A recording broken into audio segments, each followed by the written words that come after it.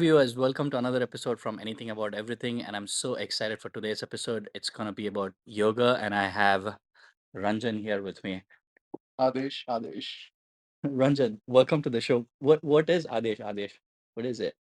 Um, so when we say yoga, first of all, that's got like so many different lineages, right? Uh-huh. What you see in the West is just asana practice, Asana but practice. Right. traditionally, yoga is more about connecting with the divine. Right? Mm-hmm. The lineage that I'm in, it's tantric lineage. Okay. Okay, and more specifically, if you are initiated by Uh-huh. an agora or someone like that, you always start with Adesh. Adesh means command. So what I'm saying is like commanded by the superior force. Oh, okay. And then you spoke about lineage. Can you give me more insight about that? You said now it's tantric. What was before? Like, I want to know more about that. So when we say tantric, right, it's again categorized as dual and non-dual. Okay. Okay, so when we say dual, it's like I and the world. Mm-hmm. Think about it like that, right? Okay. Non-dual is no, everything is me. I am the world, and the world is me. Okay, Okay. and for these different concepts or philosophies, right? Because again, uh, for Sanatana Dharma, a lot of people use the word Hinduism, but there's no word called Hinduism at all. Wait, why? Um, Hinduism is actually a word coined by the British. Okay, I didn't know It this. was never our own thing at all, right? Really? Yeah, yeah, Okay. yeah. So what I mean, if someone asks what am I in religion, I say Hindu. So what am I then? You're a follower of Sanatana Dharma. Follower of Sanatana Dharma. Okay. And the beauty of it is you don't have to follow anyone at all. As long as you have a good conduct Uh-huh. and good values and you're not exploding on violence, for lack of a better word, and then torturing other people, and Uh-huh. then you mind your own business and promote peace and happiness within yourself and to the world, you're a follower of that. Oh, okay. It's not like you have to follow certain gods to be a certain religion. As a matter of fact, there's a particular lineage which is actually atheistic, and Right. even that is approved. In Sanatana Yeah, Dharma. yeah, Oh wow. yeah. Okay. So then I see this more as a way of living That than is that is exactly the way it is, right? Sanatana Dharma is eternal rules of life. That's all it is. wow. I'm exploding with so many questions, but Go on.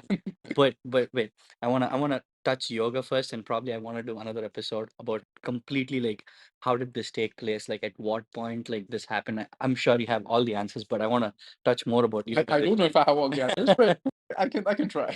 Okay, going back to yoga. Before going to ask more about yoga, I want to know more about your background. Why did you start? When did you started doing yoga, and what? How did you choose doing yoga? Like, was there any event that led to it? What was it? Wow, that's a loaded question. Oof, where do I even start? Hmm. Okay, so I was born into a Brahmin family. Okay. Okay, so not that I believe in it, or Mm-hmm. not that my family is like super strict about it, right? As a matter of fact, it's a matter of disgrace because I used to eat meat and everything when I was a kid, Okay. and which is not something that Brahmins are supposed to do. Absolutely correct. Um, but my family was cool with that, right? And but in the grand scheme of things, well, let's take a step back. When I was in India, I went to Satya Sai Vidya Vihar, Mm-hmm. right? It's a good school. I had the luxury of meeting like some really good teachers and everyone, but I was always averse to the idea of trying to find God in the human form, Okay. right? And And this was in school. in school, yeah, Okay. yeah. And if you know the place Puttaparthi, Yes. yeah, Yes. we have Sai Baba, right? Mm-hmm. Um, I'm not going to go more about him or into him because that's I don't have anything against him, right? But I think as a human being, he's a good human being Okay. who's trying to do good to people. But I would not know if I would elevate him or put him at the level of Shiva or at the Okay. level of Vishnu or Okay. something like that, right? Mm-hmm. But since I went to that school, everyone started him revering to him as God, Right. I right? went to a school like that where Okay, we had to revert to him as God. Okay. you can feel it, right? So I think what that did to me was that turned me into a complete brat. Okay. Like It's like, revolt. yeah, it's like, no, I'm not going to go do all these prayers and everything. And there was a period of time when I was an atheist, actually, Okay. Okay. really strong atheist, Okay. and in India, when you grew up, I don't know, but Che Guevara was like a really big force back Right. when I was a kid, Absolutely. right? Absolutely. Yeah. So when you're going into that sort of mode, you want to not believe in anything superficial, Right. right? I was in that phase for a little bit, right? But when my father died when I was a kid, okay, so the question of supernatural started haunting me at that point, but not in a illogical way or not in a supernatural way, but in a way in like, okay, what happens to a person after he dies, right? Is there a way for me to connect to my father, Mm-hmm. kind of thing? I did not find the answers, but I found a path that might give me the answers. Okay. Okay. And that path happens to be spirituality.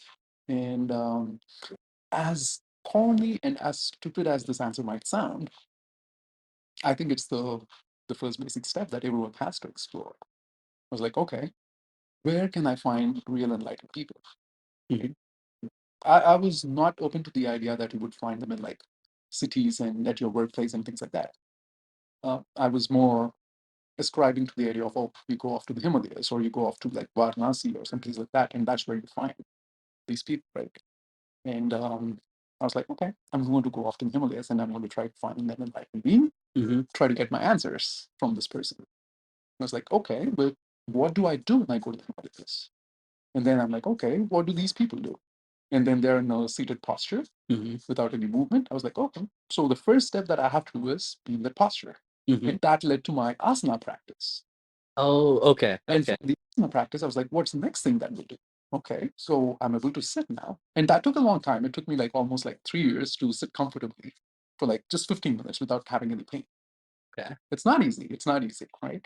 When you say seated position, like what position was it? I'm Is it talking about lotus, Padmasana. okay, Padmasana? Okay. Yeah. You have like certain postures. One is Padmasana, one is Siddhasana. Mm-hmm. Any posture which is comfortable, where, wow, engage your Mula Bandha and Mm-hmm. your Muladhara Chakra. That is a good posture. And I want viewers to understand what is Mula Bandha, and I mean I get it, but Yeah, I yeah. want them to understand. So, in the grander scheme of things, Mula Bandha is engaging your a lock. Bandha is a lock. Okay. Mula is the root. Okay. Okay. And when we say Mula, the root is it's in the genital organs region. Okay. Okay. So uh, I think the easiest way to explain that is going to be like the Kegels workout. Mm-hmm. A lot of people might be able to understand that. Mm-hmm. Imagine like you're driving Mm-hmm. and then you have to go use the restroom really, really bad, It's right? happened to me. Yep. But you can't. Yeah. So what you do is you suck up all your energy upwards, right? That is engaging in. Okay. Can I correct me if I'm wrong? Can I say engaging my core a lot? Yes. Okay. Okay. The first part is engaging the Mula Bandha. The second one is engaging the core. Okay. That is called Uddiyana Bandha. Okay. There's a different lock for that as well. Okay. And Okay. then they also engage the throat lock. That is called Jalandhara Bandha. Mula Bandha, core, and then throat is Correct. another. And then when Okay. you combine all three, it is called Mahabandha, the great lock. Okay. So that way, when you do that, most of your thoughts are like off. They switch off. Really? Yeah. Yeah. Okay. Interesting. So now going back to seated position, and it took 3 years for you to just comfortably sit Correct. in that position. Correct. Okay. Yeah. Yeah. And then the fascination of Himalayas, I think, was just innate. If you ask me why was it, I just don't know. I just Mm-hmm. don't know. Maybe that's what we call praise, anugraha. That's the word, right? Mm-hmm. Um, a little bit of a tangent, Yeah. but two words over here that are important are nigraha and anugraha. Okay? Nigraha and Anugraha. Okay. Nigraha is forgetting yourself Okay. in like the daily nuances of life or being in the state of not so conscious state. I won't say unconscious, but not so conscious. Mm-hmm. Okay. Like, for example, when we wake up the first thing in the morning, we just go like zombies, we brush our teeth, we do like the daily rituals, whatever it is, right? But we are not paying like attention to the task that we are doing. Right. Right. It's So just like automatic, it's not automated. right. It's like on autopilot. That is a state of nigra. Okay. Okay. But when you are, let's say, the first time you went to Universal Studios, right? You were paying extreme attention to Yes. detail. Yes. Everything that you've seen there, every ride that you got on, Yes. Yes. that is called anugraha. Okay. Paying, Attention. yeah, yeah, Paying close attention. correct, Yeah. correct. That's in a very simple term. Now, Mm-hmm. we are not taking that on a whole, you know, the entire spiritual realm, because that's, if you want to go to that level, there's like 5 states. Okay. Srishti, Sthiti, and between the pralaya and sthiti, there is nigraha, Uh-huh. which is forgetfulness, and then anugraha, which is getting back to your realization, and then there is pralaya or Okay. samhara. Pradaya or Samhara. Yeah, Okay. yeah. These are the 5 states, and these are the responsibilities of God Himself. Okay. So even God forgets Himself. It's a whole different literature. Yeah. So that's going to be a whole different episode in itself. Okay. Okay. Yeah. But back to it. So it took me almost 3 years to be able to sit in my lotus posture and everything. Mm-hmm. And after that, I was like, okay, so now this I'm able to do with a little bit of comfort. I Mm-hmm. won't say even with mastery level or something. And so I was like, okay, I'm going to go to the Himalayas. So last year I went to Himalayas after everything, Mm-hmm. and I had the fortune of meeting some truly enlightened people. Wow. Yeah, And how was that experience meeting the enlightened people?